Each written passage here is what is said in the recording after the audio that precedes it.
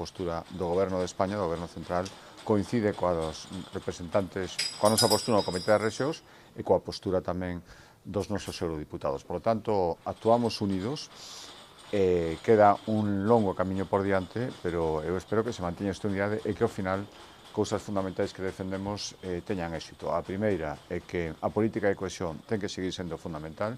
As comunidades autónomas que somos as que executamos unha parte moi importante dos fondos europeos e ademais as executamos con moita eficacia. Estamos vendo agora, por exemplo, cos fondos MRR, os fondos Next Generation, que foi unha execución centralizada con moitísimos fallos e moitísimas ineficacias.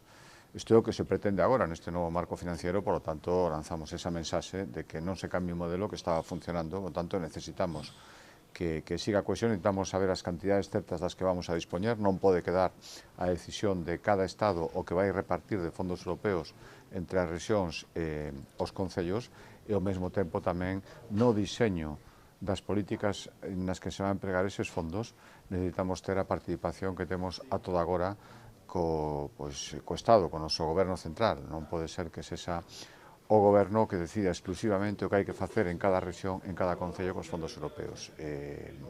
Entendemos as complexidades, entendemos que estamos ante un novo escenario, entendemos que tamén hai outras prioridades, pero hai prioridades que deben ser mantidas.